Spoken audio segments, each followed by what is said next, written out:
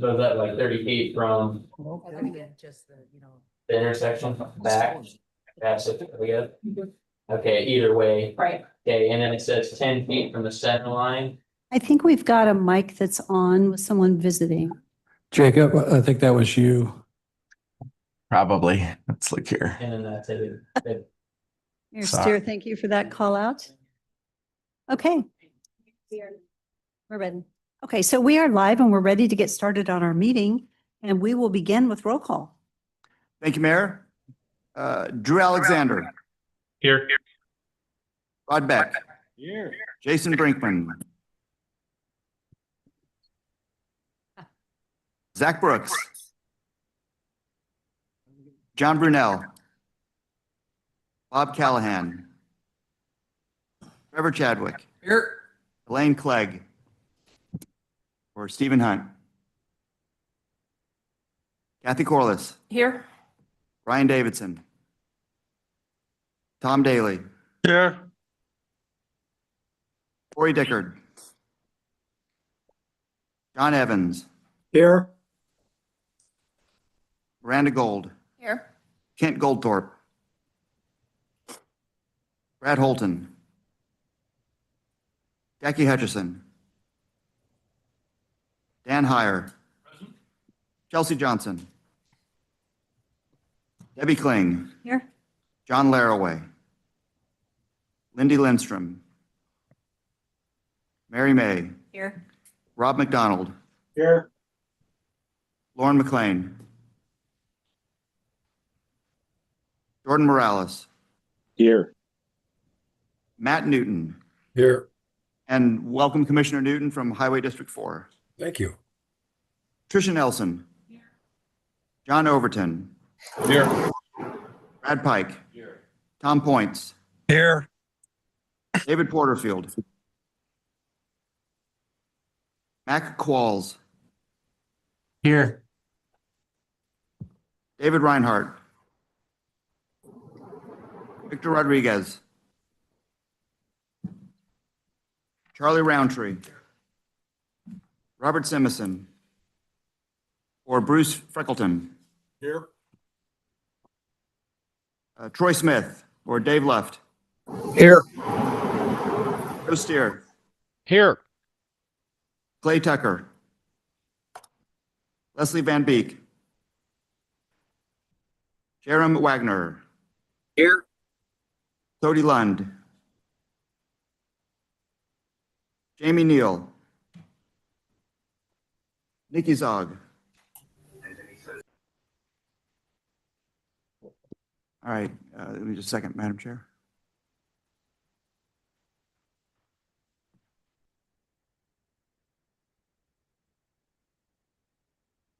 Sorry, my phone died on me. Excuse me. We have a quorum. Madam Chair, we have a quorum. Thank Excuse you. me.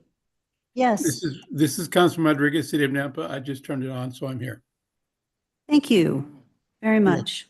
You're welcome. Okay. Thank you. So we do have a quorum and we're ready to get started. And the first item on the agenda is just open discussion and announcements, and I don't have any. And Craig, do you have any announcements? No, Madam In Chair. discussion? Okay. And the second item is the designate items as intra-county or metropolitan planning, and there isn't anything under that, so we're going to move on to the consent agenda. And I would ask for a motion to approve the consent agenda. It's been moved and seconded. All in favor? Aye. Aye. Any opposed? Thank you. Okay, our next item on the agenda is the special item. This is the member agency presentation. And today, Valley Regional Transit is going to be presenting on Valley Connect 3.0. And Kate Dahl is doing the presentation today. Thank you, Kate.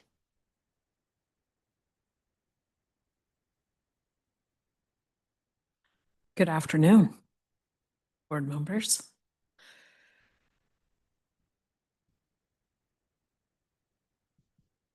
There we go. Okay, thank you. Good afternoon. I'm Kate Dahl. I'm Principal Planner at Valley Regional Transit. Today, I'm going to update you on Valley Connect 3.0. Valley Connect is the long-range transit plan for Treasure Valley. The first plan, Valley Connect 2.0, was done in 2018 and focused on fixed route. Since that time, the valley's grown by over 160,000 people. VRT's completed dozens of other studies, informing public transportation service, and added different types of services. It's time to update what's possible for the valley and create a vision of what public transportation can be. Today, I'm going to talk a little bit about who's VRT, why public transportation, show you some peer comparison results, talk about our updated vision and goals, what our future vision is, and talk about fleet and facilities. So first, as many of you know, VRT is the Regional Public Transportation Authority. We're authorized through state code and we're accountable to local governments. We have exclusive jurisdiction over publicly funded transportation, and we provide public transportation service and coordinate with private transportation service. What we are, we're the Regional Transportation Authority for Ada and Canyon County. All cities and counties are members by code. We, of course, have a board of directors, executive board, and regional advisory council. All of our jurisdictions receive assessments and they're not required to pay, and they receive service accordingly. VRT is more than just the bus. We provide not only fixed route, but on-demand, paratransit service, specialized service, as well as other programs to schools and past programs.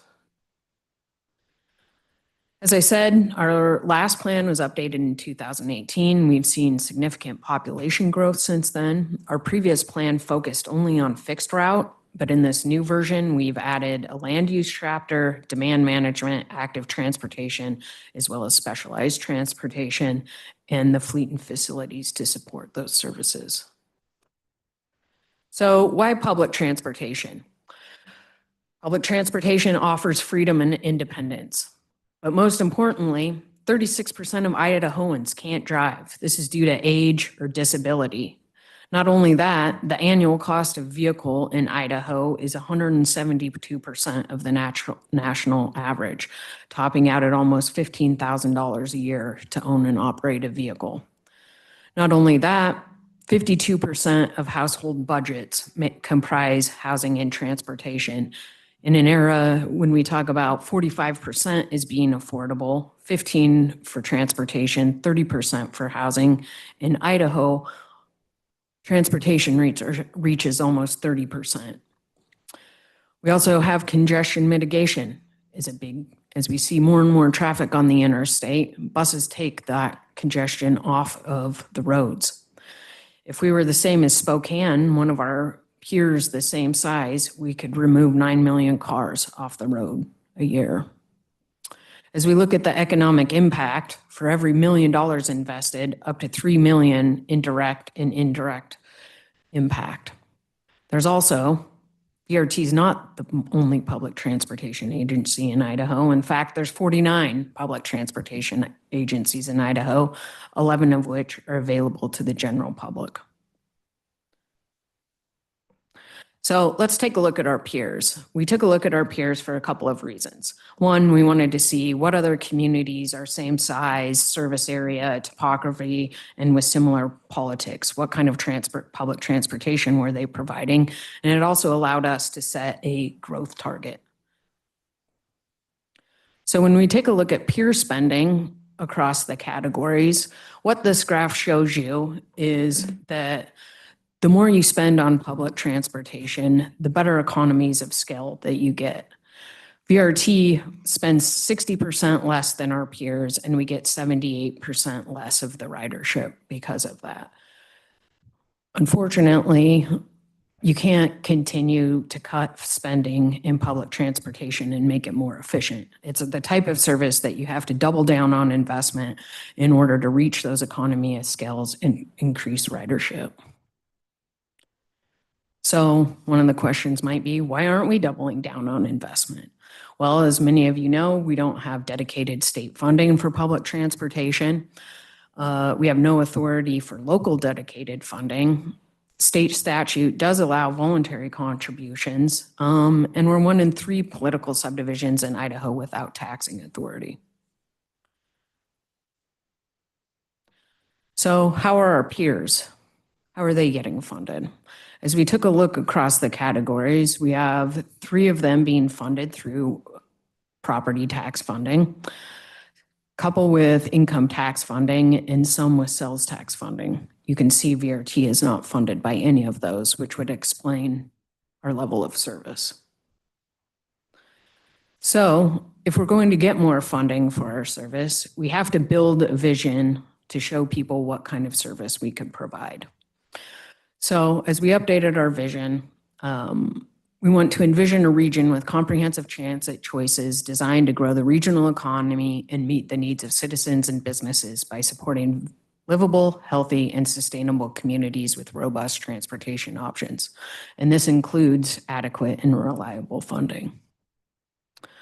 Some of our goals, as we updated those, they cover, of course, providing reliable and convenient and easy use transportation system. We want to make sure it's a high value and that we're stewarding public resources.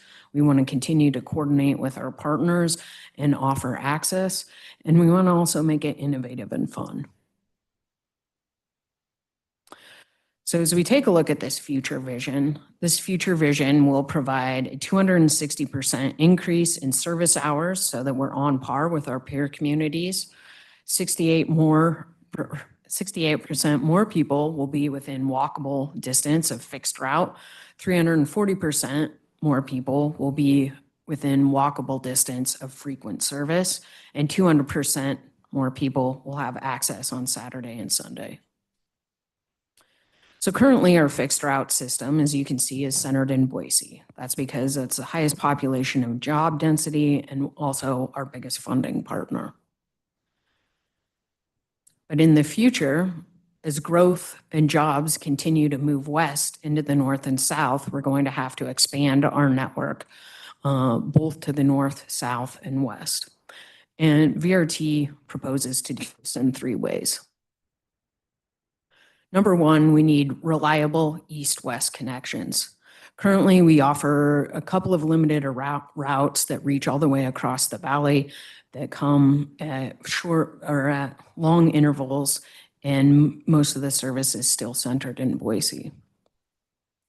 In order to increase those reliable east-west connections and allow people to move across the valley faster, we have a rail network that hits each of the 4 major cities of Caldwell, Nampa, Meridian, and Boise, underlaid by a high-frequency bus system and additional routes on the north-south of the corridor, of the main transportation corridor, to be able to get the other communities.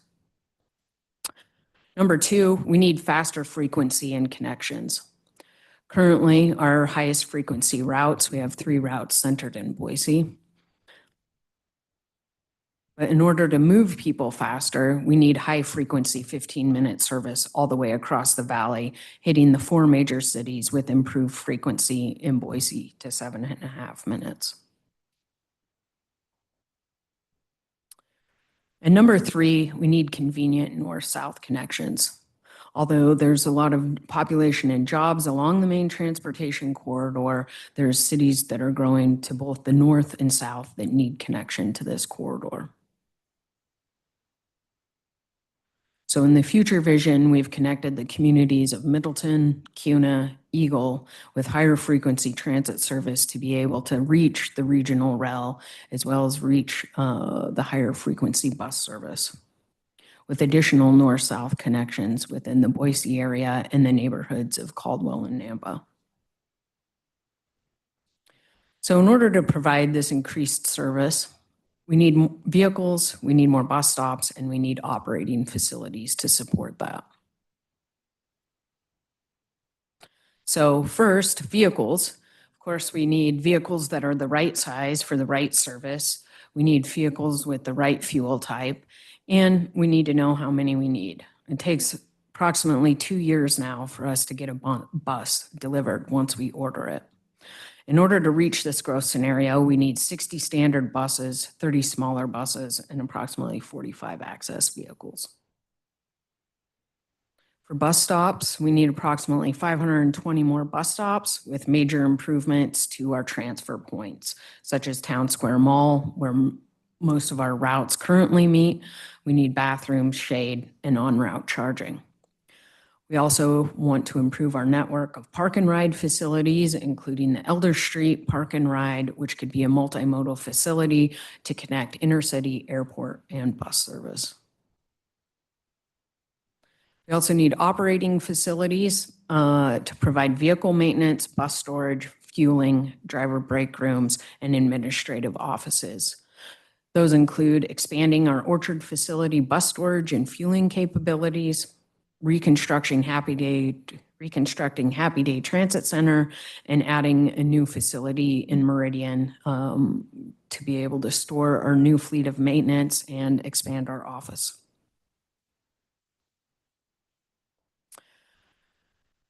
So as we look at these costs do not include our corridor improvements with partners, but we do know that direct funding will be needed in order to fund what the vision is laid out here.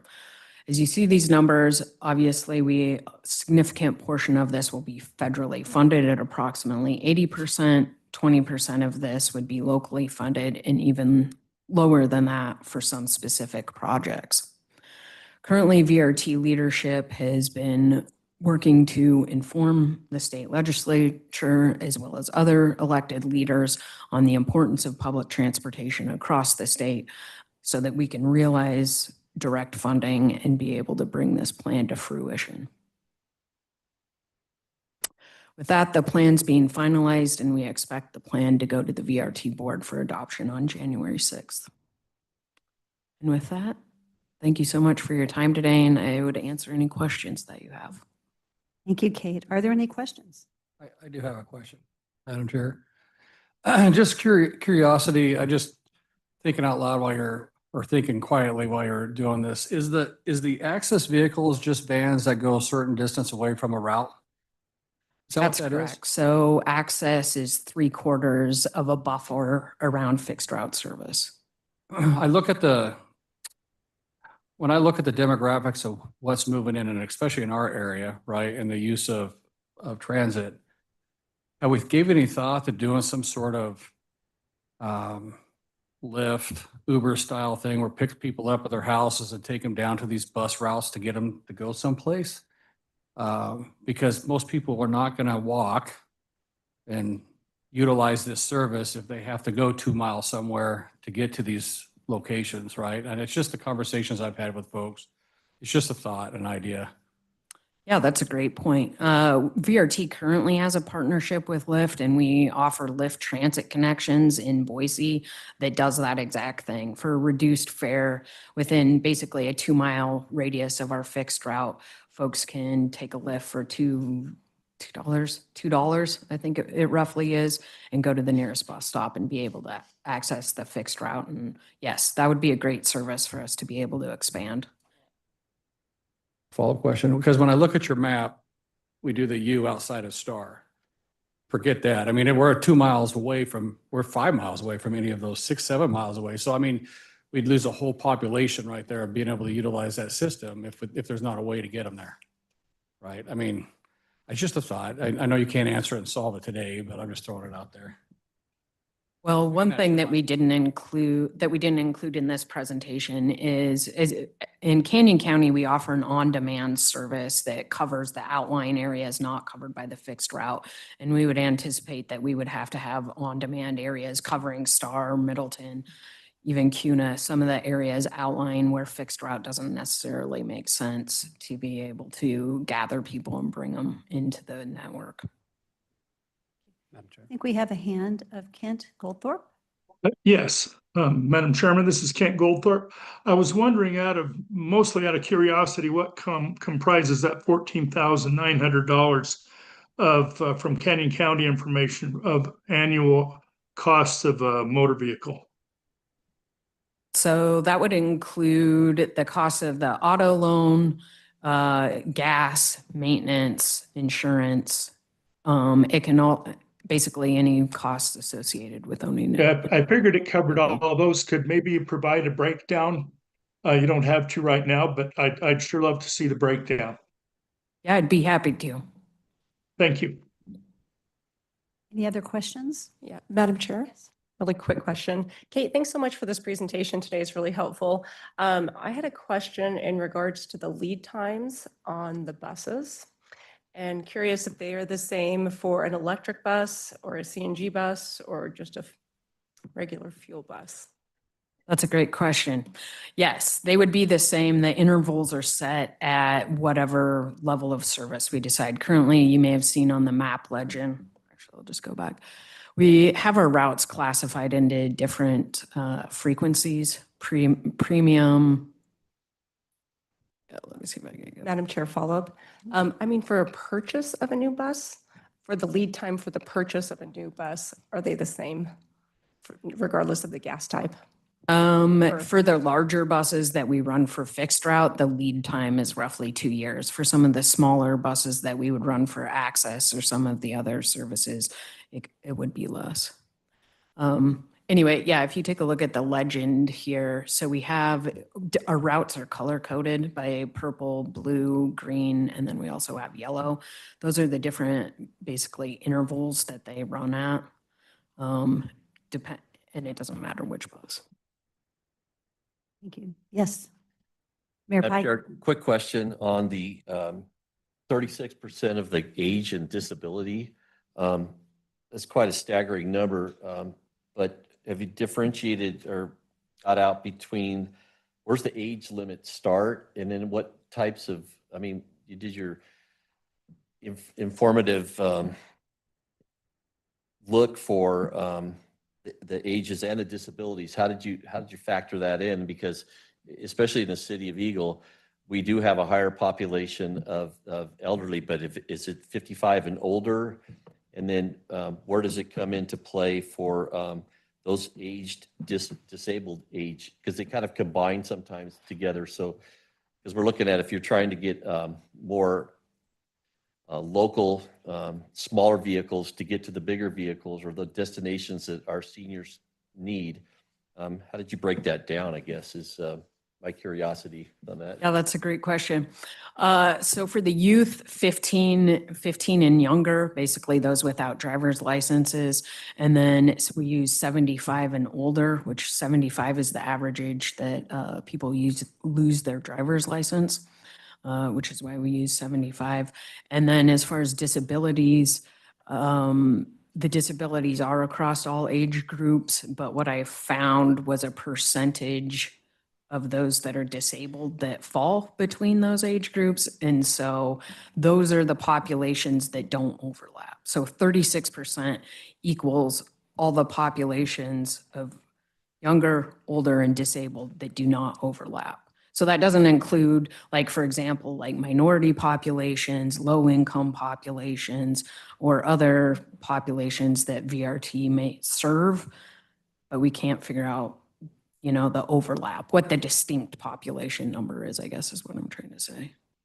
Madam Chair, I appreciate the clarification on it because the younger age doesn't usually get factored in. It's usually the elderly that are looked at as their inabilities to get from point A to point B. So we're factoring in what we want to use as a support mechanism for our elderly to get to locations. I think that's a good factor to bring into account as to when we're looking to fund locally, because we have some different demographics in Eagle than other communities do that make sure we're hitting that. So that's the number I was looking for. So I appreciate it. You're welcome. If there aren't any other questions, I have a quick question. I see one. Yes, Jackie. How are you going to convince me to give up my car? But we're not going to convince everybody. Obviously, as we just discussed, there's a certain population of people that can't drive. So certainly those people are going to be a wrapped audience, but then there's also the people that can't afford to drive. And then if we are able to actually expand this service to where it's useful and more convenient for people, then we'll get more people that want to drive because they can take it, they can get downtown faster, they won't have to pay parking, they won't have, it will actually be faster for them to take the bus downtown to say downtown Boise, downtown Meridian, some of the places where the job centers are, and be cheaper than driving their car. So once it becomes cheaper and easier, then we'll get more of the riders that would choose to take the bus. So when cell phones first came out, I knew it was going to change my life and I refused to do it. Then they offered me a cell phone for a penny. Now I pay several hundreds of dollars for my cell phone, now that I'm addicted. May I suggest you do something similar? Yes, we certainly consider that. Stephen? Thanks, Madam Chair. Just a couple points. I wanted to clarify that I think when we were talking about the Mayor Chadwick around Star, we were looking at north-south connections. I did want to point out that there is anticipated service on VC 3.0 that would connect on State Street east-west, so that there would be connections between Middleton, Star, Eagle, and into Boise. Just not to change any other conversation, but just to point. So go back to that if you don't mind. That little lighted out gray line there is service? The purple line, yeah. Is that purple? I mean, that's the way I see it. Yay. From Eagle to Middleton, that line there. Yeah, whatever and light now, color that is the service you're talking about? yeah, and that would Okay. continue into downtown Boise is Got it. the intent. Thank you. So with Highway 16, well, Tricia, I'm Oh, sorry. That's fine. I just wanted to say I get reminded every Thursday afternoon when I volunteer at St. Luke's, the importance of public transportation for people who either have existing mobility issues or have recently had their lives changed to a illness that prevents them from not even driving, but even walking or getting around easily. So I'd like to kind of bring the transit and planning for that down to the people who really need it. And I'm so appreciative that there are options for folks who find themselves in the lobby trying to figure out how to get home. So anyway, I just want to thank VRT staff in particular. You kind of lose touch with the impact that your jobs have, but I see it every Thursday afternoon. That's a good point. I have one last question, and that is how long before we're going to update this again? And the reason I ask the question is Highway 16. When that comes in and that gets built out, which will be a few years, there's going to be a change. So while it's not taken into consideration now, unless it has been, when do we anticipate taking that into consideration? How long will that be? Well, typically, in long-range plans, especially if there's a lot happening, you want to update them every 5 years. Whether or not that actually happens is another question. I think from VRT's perspective, it would be realistic. At least in my mind, a great trigger point is if at some point, hopefully in the very near future, we do receive direct funding, and that would be a great time to update the plan. As far as State Highway 16, yeah, the highway will be built out, but one of the components we added to the plan is the land use factor. We have to have the land use density to have riders and build ridership. We could have a beautiful highway with nothing developed on it and we won't see additional riders. So I would think that us taking a look at State Highway 16 is probably a lot farther out than just the highway being constructed. So I know that for the city of Nampa, we have an area-specific plan for that area. I know Meridian also has plans already. And I know that we've already approved, I believe it's 1,500 multifamily, just in one project alone. It'll happen in the next 3 years. I think you're going to see building happening. So 5 years would be a good timeline to be reconsidering, I think, because I think it's going to grow fast. It probably isn't going to be slow. Stephen. Yeah, Madam Chair, one other quick comment. I just wanted to make sure that it's clear that regarding this plan, we never shame people for not taking transit, right? Like transit is a choice that we take that when it makes sense to use. And so the convincing of people to give up their cars is, I just want to make sure we're not proposing that this is a plan. This is no war on cars or anything like that, right? What we're talking about doing is providing transit that can increase the mobility of the residents of the Treasure Valley. In my mind, there are three main reasons why transit that have to do with, it's about connecting more people to more places in less space, overall lower cost, and with fewer barriers to the people who are riding. So when we talk about individuals that need transit, we're talking about barriers, whether they can see or drive or age, whether you're talking about families that are trying to get their kids around or people that are aging out of driving. And then when we talk about cost, it's the cost of transportation and home ownership, trying to do what we can to make the valley an easier place to live. That's what this is about. Thank you. I will say, I will never forget the 88-year-old woman with her walker that got on the bus to come to the Nampa Library. You guys maybe met her, that said, please fund transportation. She said, I have no one. The only way I get to the grocery store is with public transportation, and please fund it. And it made a huge difference. For her, it was life, because that's how she got around. And I think that's what we need to always never forget, is the difference it makes in people's lives. So any other questions?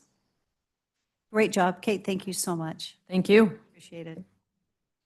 Okay, so the next item on our agenda is the FY26 Compass Resources Development Plan, and Matt is going to walk us through it.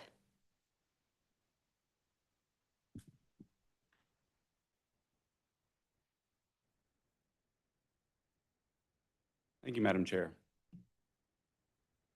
Good afternoon. My name is Matt Carlson, Principal Planner with Compass. This item seeks Compass Board of Directors approval. It is the 2026 Resource Development Plan. You can find this as a supplemental in the memo, which is located on 39 of your packet.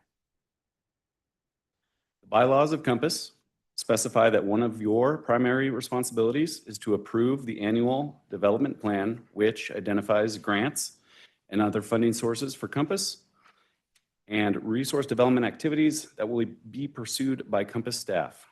Today, I share with you the fiscal year 2026 Resource Development Plan.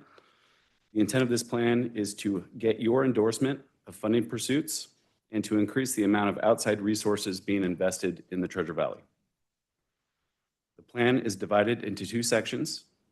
The first section has each member agency's projects. The second section has both traditional and non-traditional funding sources for transportation. Compass collects applications driven by the Long Range Transportation Plan, Communities in Motion 2050, that qualify for a specific funding source. Those applications are then ranked, and the ones that rank at the top of the process are recommended for funding as funding levels permit, either with federal formula funds or with our local programs. Projects that do not get funded then move into the Resource Development Plan. Compass staff reached out to RTAC in August to review the projects in the draft fiscal year 2026 Resource Development Plan. We also find out about your projects through our annual outreach visits to each of your agencies that we are currently doing this fall. Those needs are then documented through your applications submitted during the annual Compass Call for Projects. Those applications, combined with the identified long-range planning and comprehensive studies, make up the projects section of the Resource Development Plan. Those projects that aren't fully funded through the ranking process then become the focus of resource development staff here at Compass throughout the year. The plan serves as our scope of work for what we, the resource development team, will work on throughout the next year to help members fund their unfunded projects. Not only do we search and share funding resources as they become available, but we also help in other ways. We can provide letters of support on grant applications. We can collect data. We can collaborate on joint grant applications. We can review your grant applications and even write your grant applications and more. So this resource development plan is updated annually to incorporate new projects and to then remove already funded or completed projects that happened in the previous year. If you need funding for a project, it must be in the resource development plan. We include your previously unfunded applications, as well as projects and priorities identified in various Compass planning products. For example, the Long Range Transportation Plan, Communities in Motion 2050, the TISMO Plan, the Regional Safety Action Plan, the ID4 Operations Plan, and local project development program projects awaiting their next steps for more funding and construction. Combined as a whole, these are the projects that we help you find funding for in fiscal year 2026. The second section of the Resource Development Plan is a list of the major funding sources available for your projects. In addition to these, we identify other sources of funding by looking for grant opportunities anywhere we can find them and monitoring sites where they are routinely published. How do you find out about these? Your staff receives my funding newsletter email. There could be just what you need in there to get some of your projects funded. These newsletters are sent out on a monthly basis and they forecast grant opportunities due in the upcoming months. We know everyone is busy, so don't hesitate to ask for help with grants at any time for any reason, even if it's just to find out what we can help you with or how that process works, or if you need a letter of support or any of the previous other ways we can help that I mentioned. The Resource Development Plan guides our staff efforts. It gives us something to shoot for, where to concentrate our efforts over the next year. We realize that it can be a moving target, so please let us know if you have a project that develops or needs additional funding, or maybe you completed that project so we can take it off the list. Anything that can help us accomplish our tasks in the Resource Development Plan. There was one request by the city of Nampa to modify the Resource Development Plan that you see in your packet. This modification request was received by Compass staff after the board packet was published. The modification request is to change the project description of Nampa's Port Street, Sugar Street to Kings Road project. Currently, we have it listed as install active transportation, mobility bridges, and connectivity improvements. The correct project description should be a mill and pave Port Street to Sugar Street to Kings Road North. This was a clerical error. It was a copy and paste error when we were drafting the Resource Development Plan. So thank you for Nampa for catching our mistake. Hopefully, you've all had a chance to review the plan. Are there any questions regarding what was presented? Thank you, Matt. Are there any questions? Okay, yes, Tricia. Matt, I noticed a lot of projects involve the ITS system. And what's the status of our regional ITS plan? This would fold into it or inform. I don't know when an update is scheduled or not. Madam Chair, Commissioner Nilsson, that is a great question. When the TISMO plan and those ITS improvements were completed, we brought them into the Resource Development Plan. As they are accomplished or completed, we'll take them out. As far as a update to the TISMO plan, I am not the best resource on that. I cannot answer that for you. If I could, we can report back on that future meeting. Thank you. Any other questions? Okay, so this is an action item. Madam Chair, the recommended motion is on the screen with that language to approve the modification for that single project, City of Nampa. Thank you very much. Is there a motion? Madam Chair, I'd move that the Compass Board of Directors approve the FY26 Compass Resource Development Plan with modifications. It's been moved and seconded. Any discussion? Okay, all in favor? Aye. Aye. Aye. Aye. Aye. Any opposed? Okay. Thank you. Madam Chair, members of the board, thank you very much. Thank you. Appreciate your work.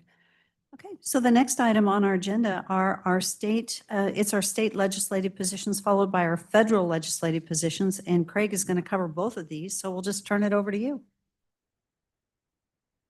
Thank you, Madam Chair, and thank you, team, for the just-in-time handoff of the clicker. All right, so this agenda item is to review the state legislative positions approved or recommended rather by the executive committee, as well as quickly walk through generally what the strategy that we will be following for this session looks like. So, here we go.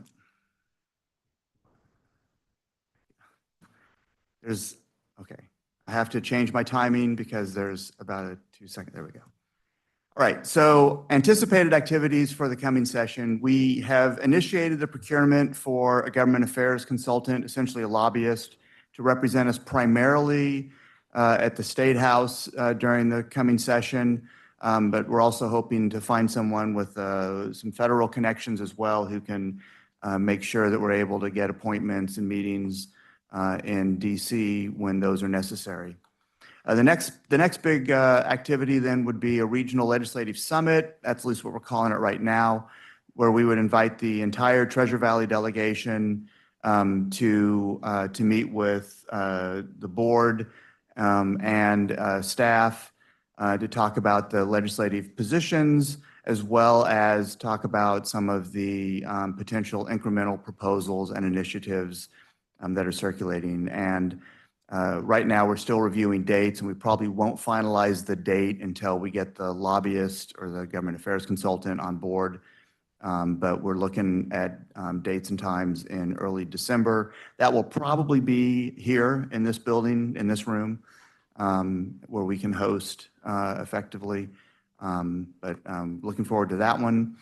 The next item then would be a Compass-hosted statewide MPO legislative reception. It's something that Compass used to do for our positions, but this would be one where we would invite other MPOs from around the state to participate as well.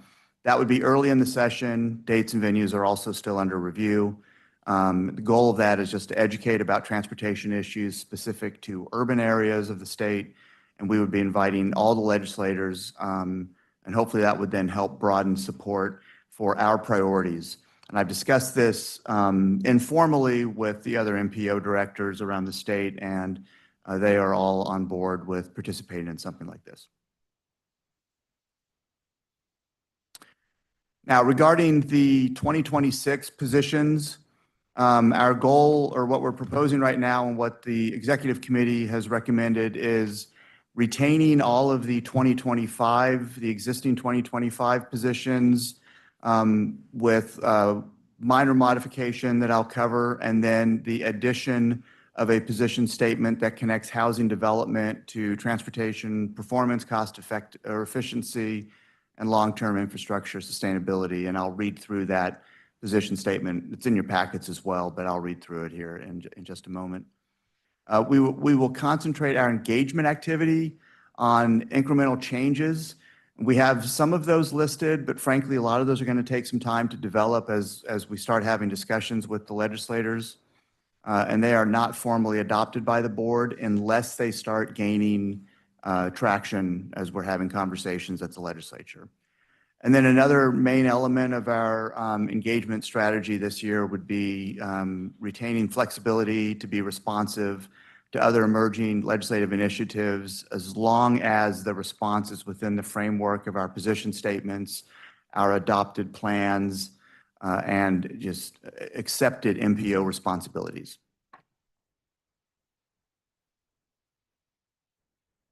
So the first change from the existing 2025 statements that we would roll into the 2026 statements, and so we've got red lines sort of showing what the differences are, but we would be modifying the growth position statement on the property tax cap and changing it from Compass supports removing the property tax cap to Compass supports adjusting the property tax cap. We think that that will get a little bit more, have a slightly better chance of success in some of the incremental changes that we're considering. And then we would be adding language. So it's not just to meet the increasing infrastructure needs, but it's to meet the infrastructure needs and ongoing operations and maintenance costs associated with new development. So the top part on the slide shows the red line, and the bottom part just shows how it would read in the adopted version. And the next change is adding a new position statement on housing. And I'll read through it, but it is also in your packet. And before I read through it, I want to note that I've included a suggested change in the underlined blue in the middle paragraph, and I'll note that when I get to it, but I'll read through this now. So Compass supports policies that enhance regional and local efforts to align housing availability with transportation investments and infrastructure planning. Policies that promote a range of housing options, particularly in areas with existing or planned transportation infrastructure, and then this is the new language, and services, can help improve regional mobility, economic opportunity, infrastructure efficiency, and make housing supply more feasible. Compass encourages legislation that supports local flexibility, market-driven solutions, and voluntary tools to improve housing outcomes that are coordinated with transportation systems.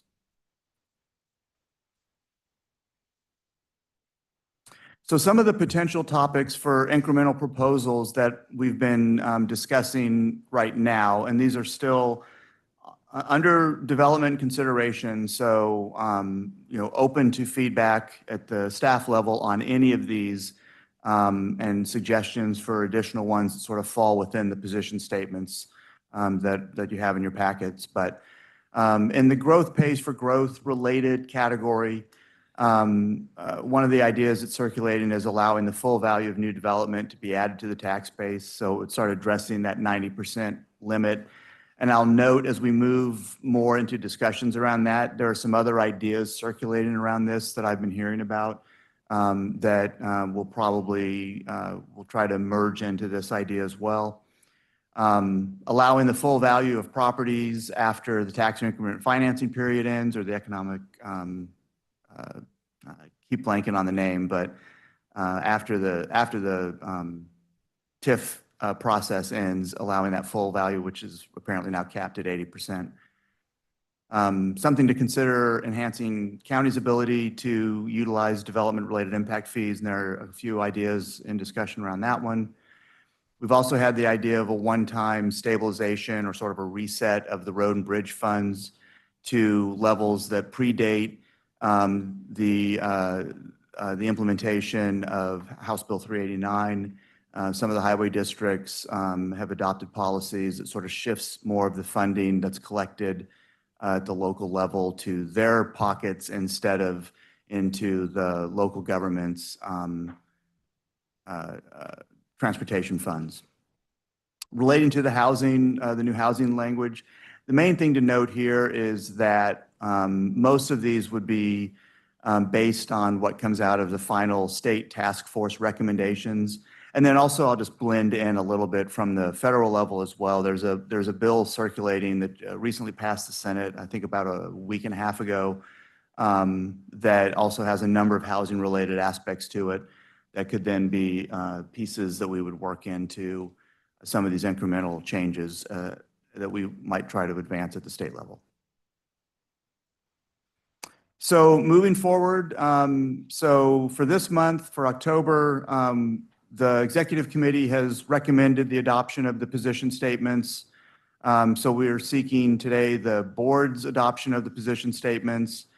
We have initiated the lobbyist procurement, and that will be wrapping up around the end of this month or early November. And then we'll soon be initiating those individual meetings with the delegation once we have the position statements adopted.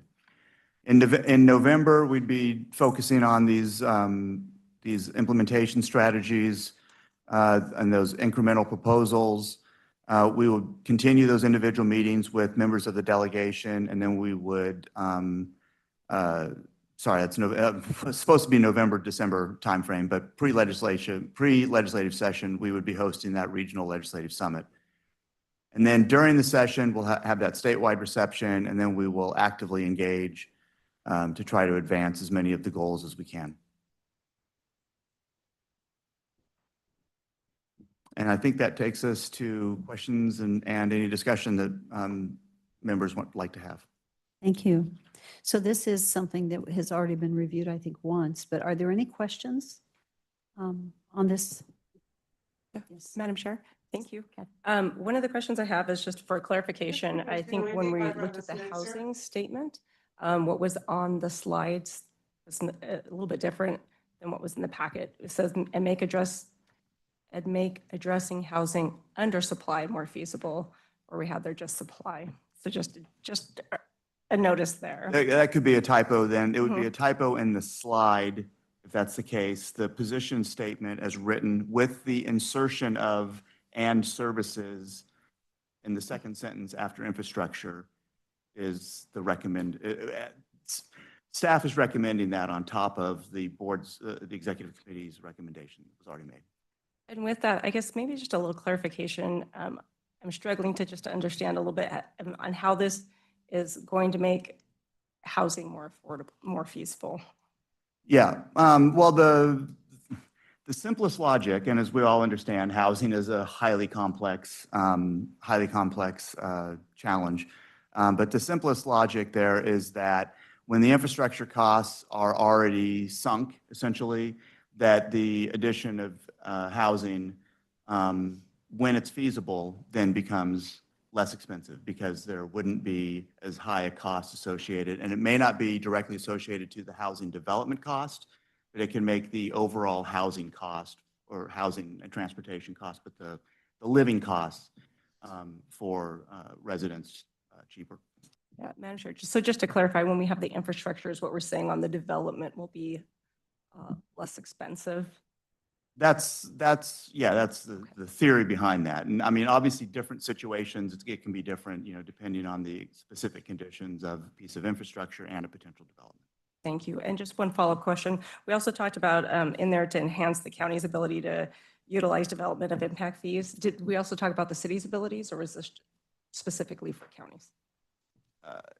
Yeah, well, that could apply to anyone. That's certainly something as any specific proposal starts to be developed in that incremental area, we would certainly be open to discussing how to make that acceptable to as many folks as possible. All right, thank you. Thank you. Are there any other questions? Yes. Yeah, I was just going to suggest it might be, Senator Crapo is really involved in that Road to Housing Act. So I don't know if someone from his staff could attend a reception. That might be a good link there to promote the housing policy through his office. Absolutely. Thank you. Thank you. That's a great suggestion. We'll certainly work that in. Okay, so this is B under action items, and the next action, if there's no more discussion, would be a motion to approve the 2026 Idaho legislative position statements as presented. Madam Chair, I'll make that motion. It's been moved and seconded. Is there any discussion? Seeing none, all in favor? Aye. Aye. Is there anyone opposed? Okay, motion passes. Yes. Stephen. Thank you. Okay, and then we're going to move on to C, and this is our federal legislative position statement.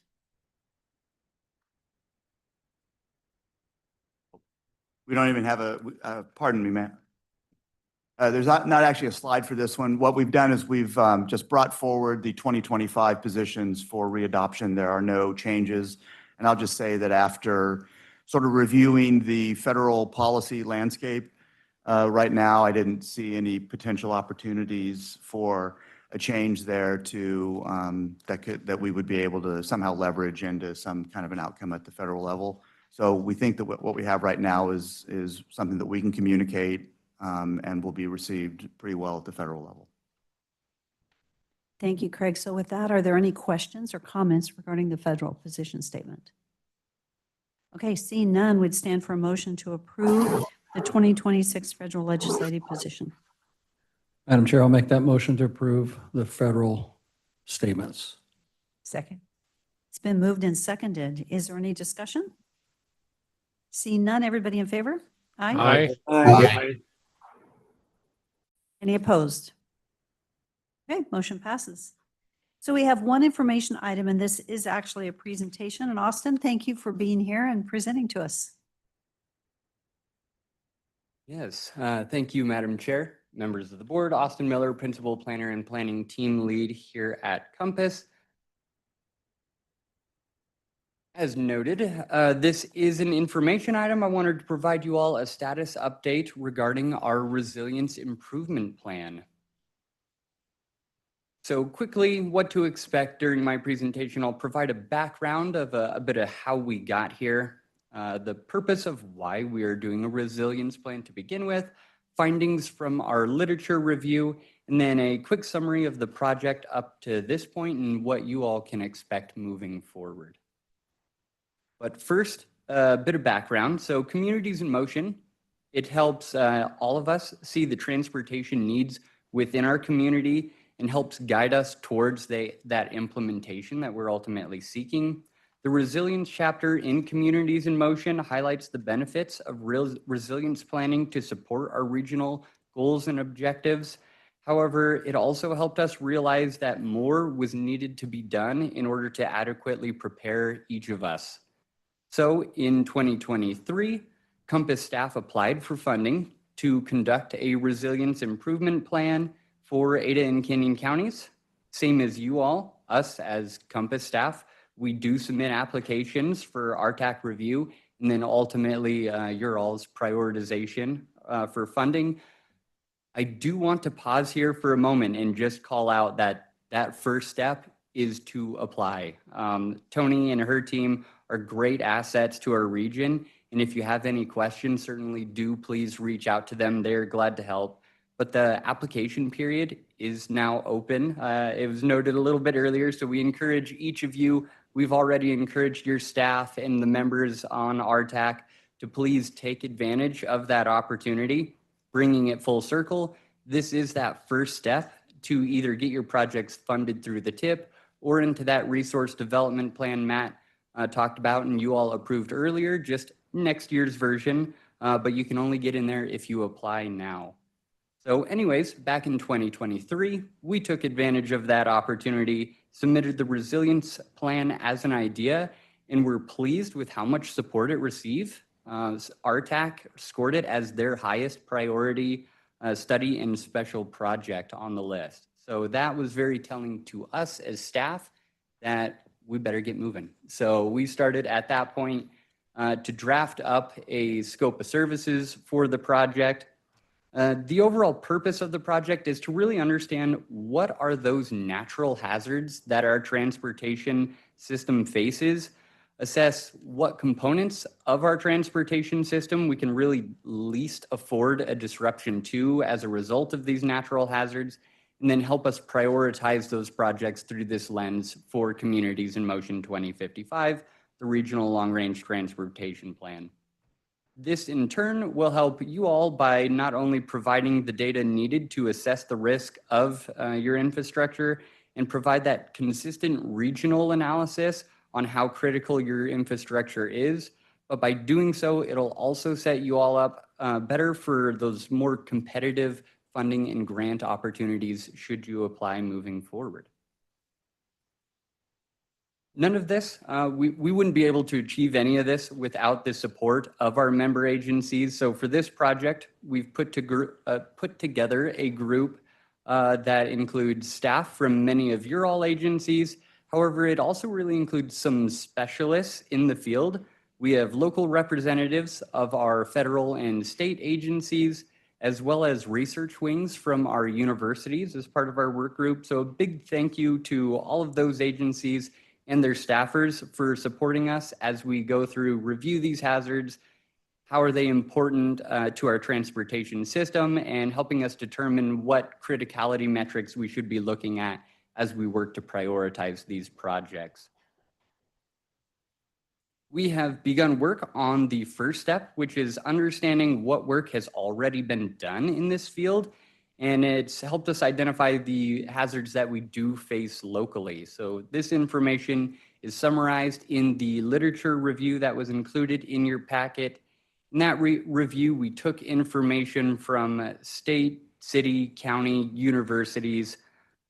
Then our consultant support at Height Street leaned on those local plans to identify what hazards are most common through Ada and Canyon counties, identified which ones are most likely to impact the transportation system. And then we landed on this group of 5 main categories. So you have wildfire, flood, landslide, earthquake, and extreme heat.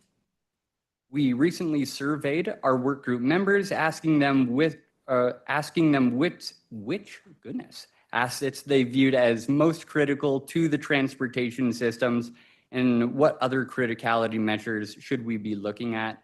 Things such as freight volumes, network redundancy, proximity to key destinations, things like that were all included. This survey will ultimately help inform the next step of the plan, where we're looking at our transportation assets themselves, which ones are most at risk to these hazards, what infrastructure, if a disruption were to happen, would be most critical for those members within our community. So that information is honestly all being collected now. We just had a very productive and engaging conversation with our work group last week. So a big shout out and thank you to the work group members who participated in that.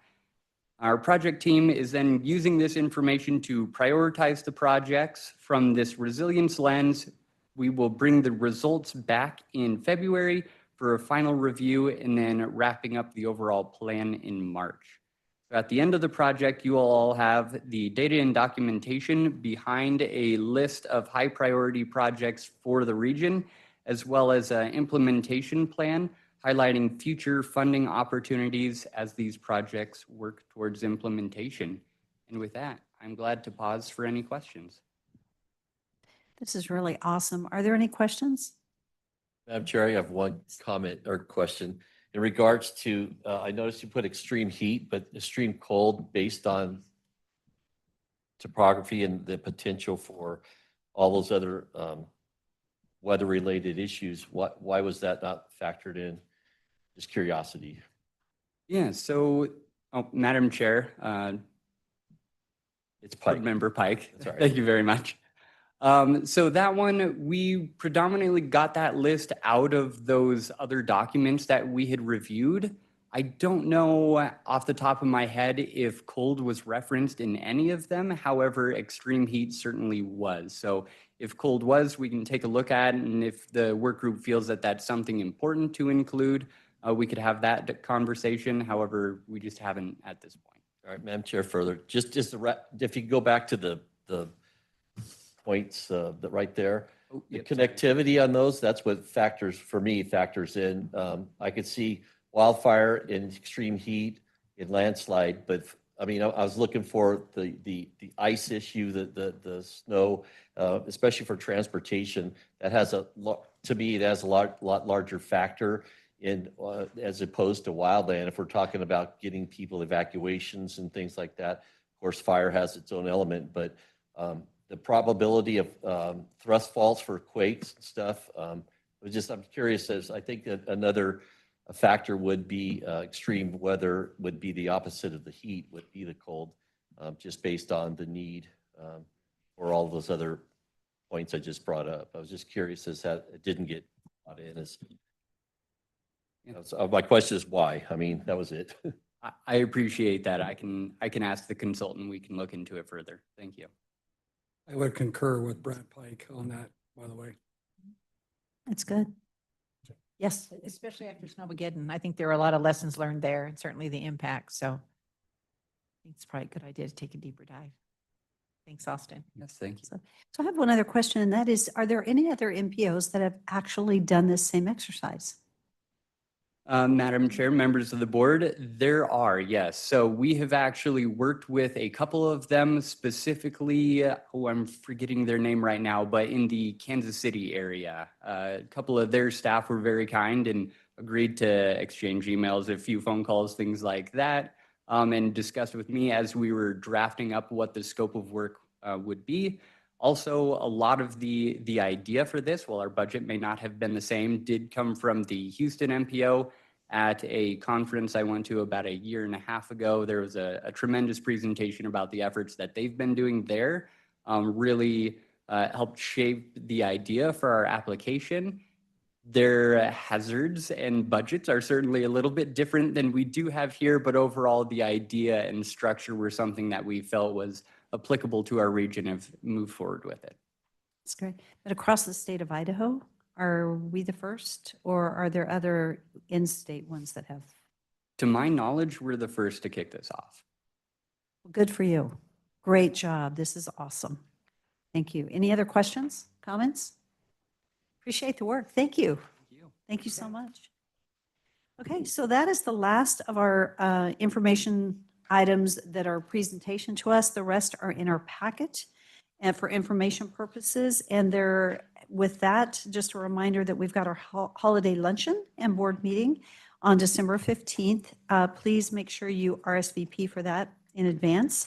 And as a reminder, it's an in-person meeting only with no remote access. And with that, I think we're done. So stand for a motion to adjourn. Do we need that here? Or are we just adjourned? I forget. We're adjourned. Thank you.